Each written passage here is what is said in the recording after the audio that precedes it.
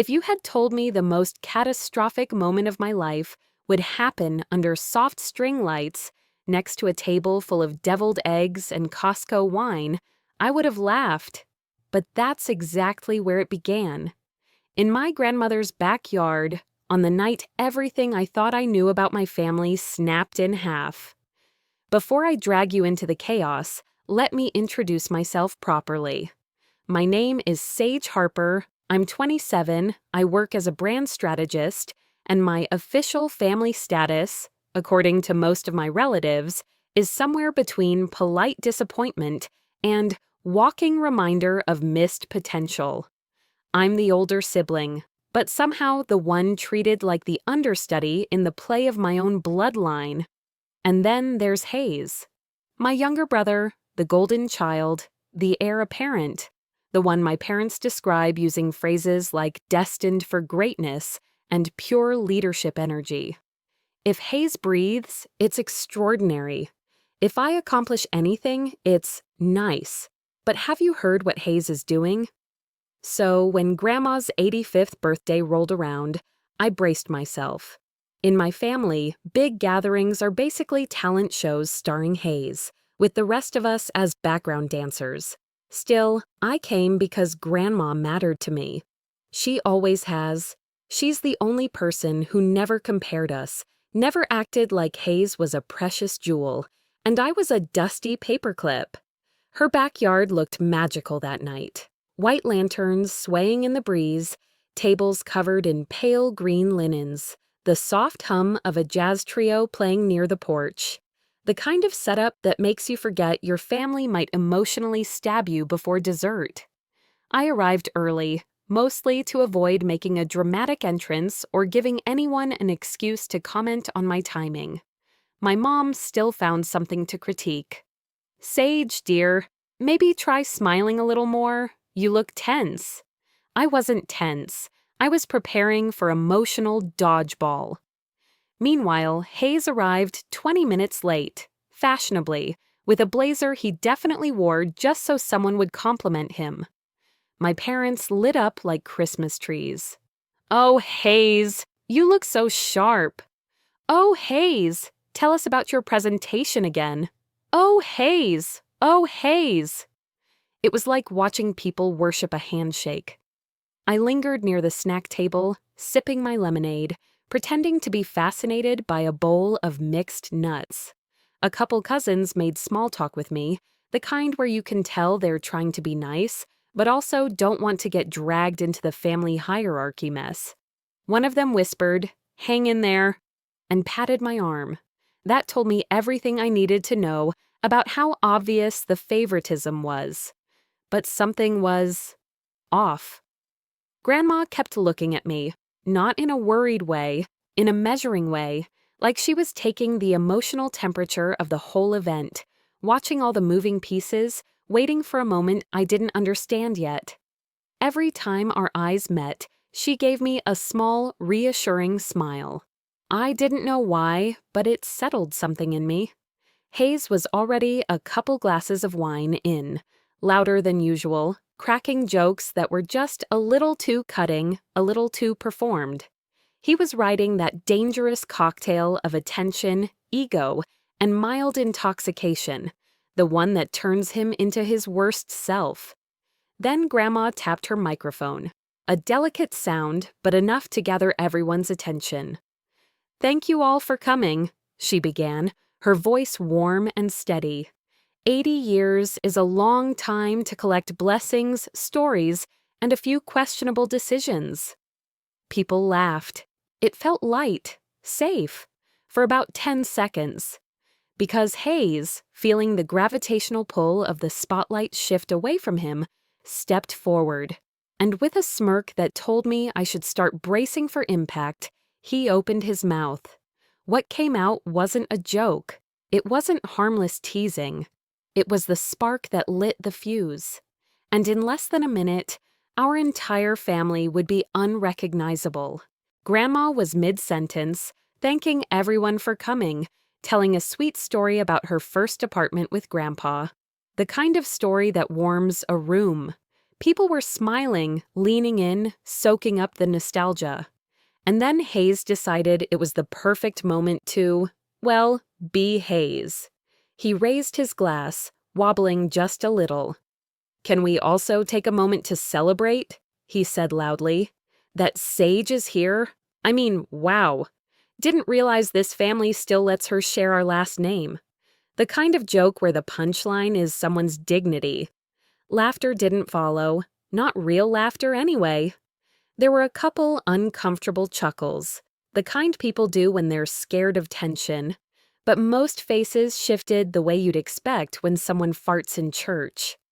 My stomach dropped.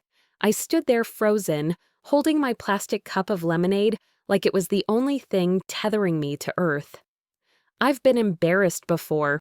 Trust me, growing up in my family builds a thick skin or breaks you in half.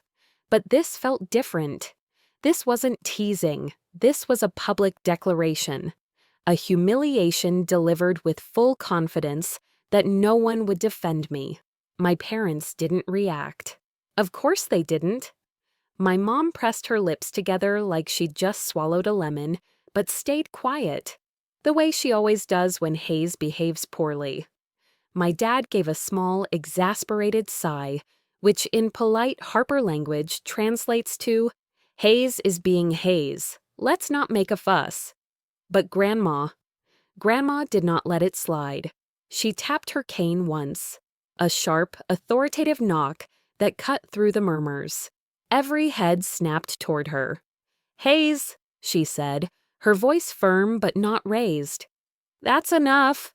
He flashed her that overconfident grin, the one that has gotten him out of every consequence for 27 years. "Come on, Grandma, it's just a joke." "It's not a joke," she said, cane planted, spine straight. "It's a pattern." The silence that followed was intense. You could feel 30 people holding their breath at the same time. Hayes blinked, confused. "What pattern?" "The pattern," she said slowly, "where you believe you can belittle your sister because your parents have taught you since childhood that your value is greater than hers." My parents tensed. My mother whispered, "Mom, please." "No," Grandma cut her off, raising a hand. "This has gone on long enough. Tonight is the night it ends." Hayes opened his mouth again, to argue, deny, charm, who knows? But Grandma didn't give him the chance. She turned to face the entire gathering, shoulders squared, and said the sentence that detonated the Harper family dynasty in real time. "Since Hayes feels Sage is unworthy of the Harper name, he'll be relieved to know that as of this morning, Sage is now the sole heir to the company and the estate." The air went still. Somewhere behind me, a fork clattered onto a plate. Someone gasped. Someone whispered, "Oh my God!" I thought I misheard her. I genuinely thought she said something else. Anything else. Something reasonable, something small. But she continued, her voice unwavering. "I have transferred controlling interest of Harper Industries to Sage. She now holds majority ownership and all voting power. The Raleigh mansion also passes to her. The documents are already signed." My father choked out, "Mother, you can't be serious." "I am," she said. "And if you had paid attention to how you've treated your children, you would have seen this coming." Hayes's face went through a time lapse of emotions. Confusion, disbelief, panic, dawning horror. He laughed. A desperate, brittle sound. "Grandma, you're messing with me, right? You're not really giving everything to her?" She stepped closer, eyes sharp. "I'm not messing with anyone. I'm correcting a mistake I allowed to continue for too long." And that's when the lawyer stepped forward. Yes. The man had been sitting quietly near the porch the entire time, like he'd been waiting for his cue in a play. He opened a leather folder. The sound alone made half the crowd flinch. "I can confirm," he said calmly, "that all transfers have been executed as of 10:14 this morning." I felt dizzy. my pulse in my ears, my vision a little blurry around the edges. I wanted to say something, anything, but my voice was trapped somewhere behind the shock. Then Grandma reached for my hand. Her palm was warm, steady, grounding. She leaned in slightly and whispered, not soft enough that Hayes couldn't hear, "It's time, Sage. You earned this long before tonight." And for the first time in my entire life, my brother was speechless. The moment after Grandma's announcement didn't feel real. It was like the world had been knocked off its axis, and everyone was waiting to see where it would land. Conversations died mid-sentence. The jazz trio stopped playing mid-note. Even the cicadas outside seemed to pause. Then the lawyer, tall, calm, silver glasses glinting under the lantern lights, stepped forward with a leather folder held like some sacred artifact. He didn't look shocked. He didn't even look mildly surprised. This wasn't news to him, which meant Grandma had planned this, really planned it. He opened the folder with a crisp, deliberate movement, and when he spoke, it was in the same tone someone uses to read weather reports, neutral, precise, completely unaware of the emotional apocalypse happening around him. Per Mrs. Harper's instructions, he said, majority ownership, specifically 51% of Harper Industries, has been transferred to Ms. Sage Harper.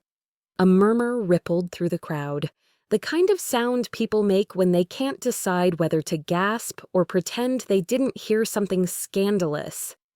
My heart slammed against my ribs. I felt lightheaded, like the ground beneath me had turned into air.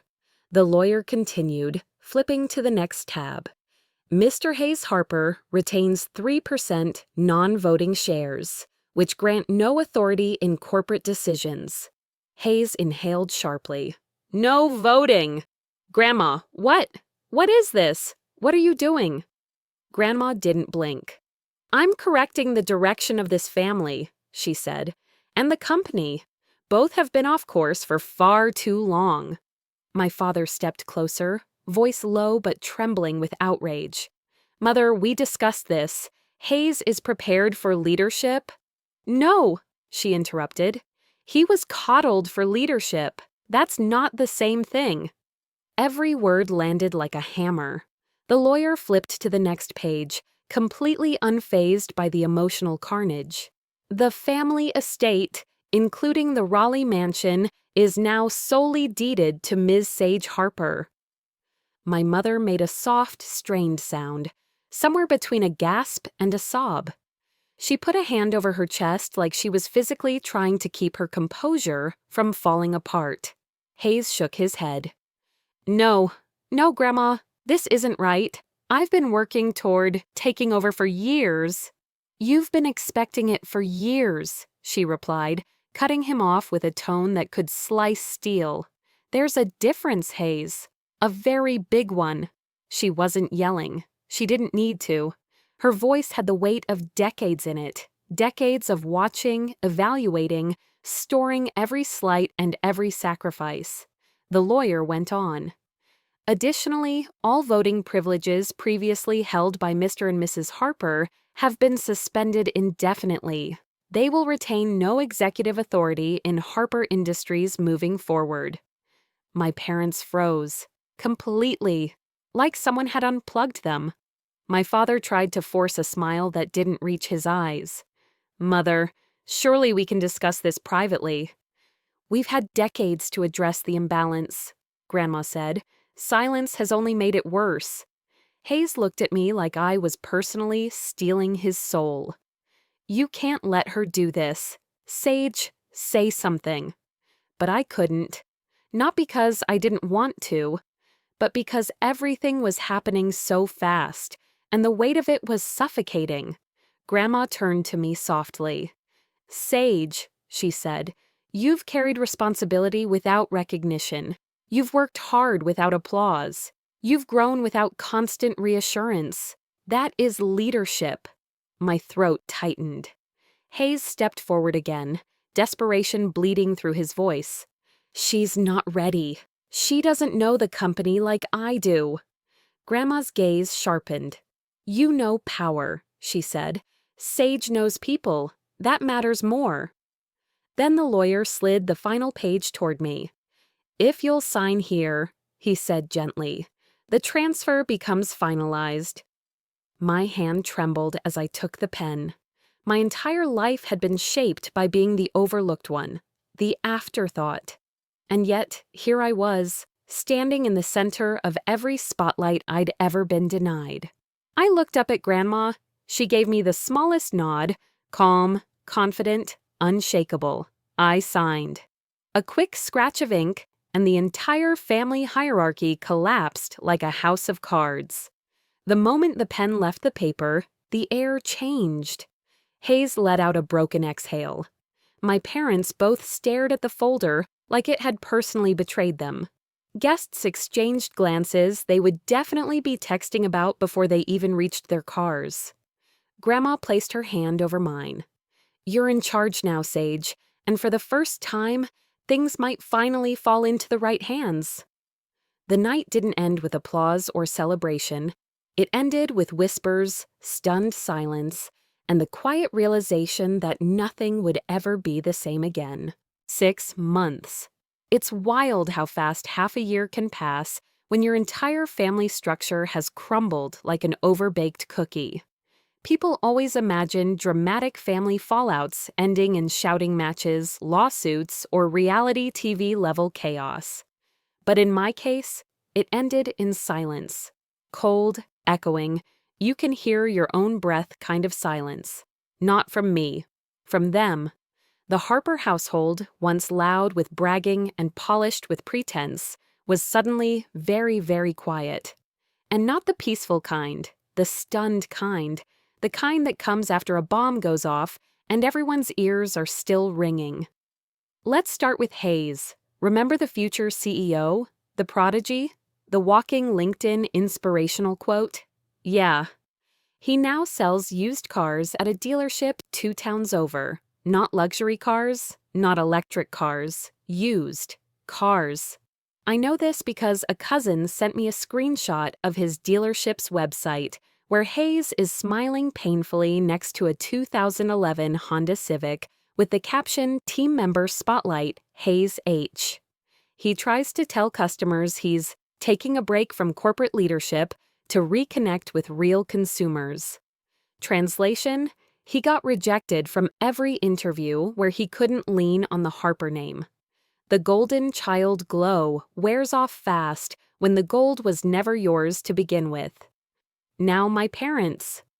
Oh boy, Mom and Dad have been on what I like to call the tax-pocalypse tour. Because when you lose voting rights, lose access, and lose control, but not your tax liabilities, things get complicated, very complicated. Turns out years of funneling assets into their expected heir's future created a mess only manageable when the heir actually becomes, well, the heir. Since that didn't happen, the IRS became their new pen pal. Letters every week, audits, fees.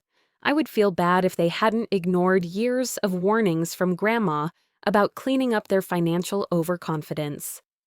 I hear from extended relatives that my parents spend most of their days arguing in their kitchen, the same kitchen where they used to brag about Hayes's unmatched potential, while asking me things like, "Sage, do you think you might go back to school someday?" Funny how quick the hierarchy collapses when its foundation is entitlement instead of talent. As for me, I didn't run around celebrating their downfall. I didn't post inspirational quotes. I didn't even gloat. I healed. I moved into the Raleigh mansion, not out of spite, but because Grandma insisted it was time someone who appreciated the home actually lived in it. The first night I slept there, I cried. Not from sadness, from the surreal feeling of having a safe, quiet place that belonged to me. Running Harper Industries wasn't easy at first. I wasn't raised to be the heir. I wasn't trained to lead. Everything I know, I learned the long way, by doing, researching, making calls, asking questions I used to be scared to ask. But Grandma believed in me, and so did the small group of employees who were tired of watching the company teeter under my family's favoritism. We rebuilt from the inside out, introduced transparency, cut waste, stopped behaving like the company existed to inflate Hayes's ego. And guess what? Profits rose, employee turnover dropped. Clients actually liked us. Imagine that. Grandma visits every Sunday for tea at the mansion.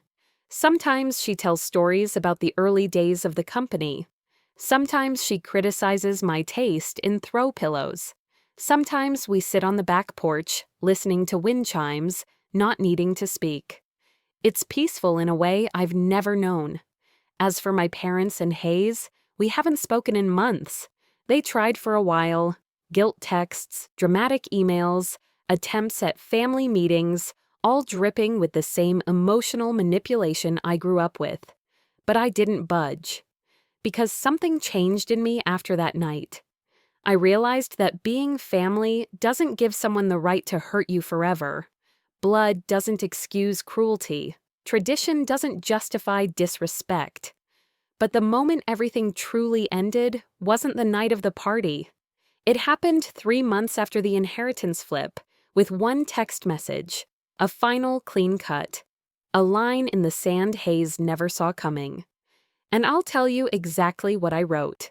3 months after Grandma rewired the entire fate of the Harper family, my brother finally broke the silence. It was a Thursday, gray sky, soft rain tapping against the windows of the mansion. The kind of day when everything feels a little quieter, a little heavier. I was at my desk reviewing quarterly reports when my phone buzzed.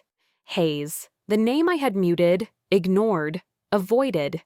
Seeing it flash across my screen made my stomach twist, not from fear, but from an old, familiar instinct to brace myself.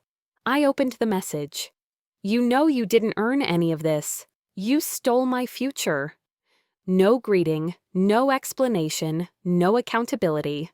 Just the same self-centered narrative that had been handed to him since childhood. A story where he was the victim, the hero, the chosen one, and I was the shadow he was forced to tolerate. I read the text 3 times, not because it hurt, but because it didn't hurt the way it used to. If he'd sent that message a year earlier, it would have shattered me. I would have replayed it in my head for days, wondering if he was right, wondering if maybe I really was the problem, the disappointment, the glitch in my own family. But now I saw it for what it was. A man confronting consequences for the first time in his life, and refusing to recognize himself without the armor of privilege. I set the phone down and let the silence settle, the rain tapping on the window, Grandma humming softly downstairs, the faint rustle of the mansion's old bones shifting with the weather. I breathed. Then I picked up the phone and typed the last message I would ever send to my brother. "I didn't steal your future. You lost the one you were handed because you never learned to respect anyone around you, including me. Do not contact me again." No insults, no anger, just truth. Clean, sharp, undeniable. My thumb hovered over the send button for a moment, not because I doubted what I wrote, but because I understood what it meant. Sending that text was closing a door that had been creaking open my entire life. A door to pain, resentment, childhood wounds, and the never-ending begging for validation from people who had none to give. I pressed send. Immediately after, I opened the settings and blocked him. Then I blocked my parents. Then every relative who had forwarded me their guilt-laced speeches disguised as family wisdom. And the world got quieter, not empty, just peaceful. A few weeks later, one of my cousins called to tell me Hayes had shown everyone the message, claiming it was proof I was heartless. But even they admitted the text made him look worse. People were finally seeing what Grandma had seen for years. The selfishness, the entitlement, the lack of growth. I didn't celebrate it. I didn't need to. Because revenge wasn't the point. It never was. Freedom was. Freedom from being the scapegoat. Freedom from holding a family together with emotional duct tape. Freedom from shrinking myself so others could shine. In the months that followed, I settled deeper into my new life. Harper Industries thrived. The mansion felt like a home. Grandma and I created routines. Sunday tea, midweek walks through the garden, evenings where she shared stories about Grandpa I'd never heard before. I found myself breathing easier, laughing more, sleeping deeply for the first time in years, and every so often, usually in quiet moments, brushing my teeth, pulling weeds in the garden, waiting for my coffee to finish brewing. I'd think back to that night in the backyard, the lights, the tension, the mic in Grandma's hand, the sentence that changed everything. I used to wonder why she waited so long, why she didn't step in earlier. But I understand now. She wasn't just handing me power, she was handing me closure. Because you can't rebuild a life until you've stopped trying to fix the people who broke you. So if you're listening to this, wherever you are, whoever you are, and you've spent your whole life being the overlooked one, the underestimated one, the one quietly carrying more than anyone sees, hear me when I say, you do not owe your loyalty to the people who refuse to value your existence. Sometimes the family you need isn't the family you were born into. Sometimes it's the family you choose. And sometimes, like in my case, it's one fierce 80-year-old woman who decided she'd had enough. So that's the story, how I lost a brother and found myself. And if you want more stories like this, stories of karma, closure, and people finally getting the endings they deserve, you already know what to do.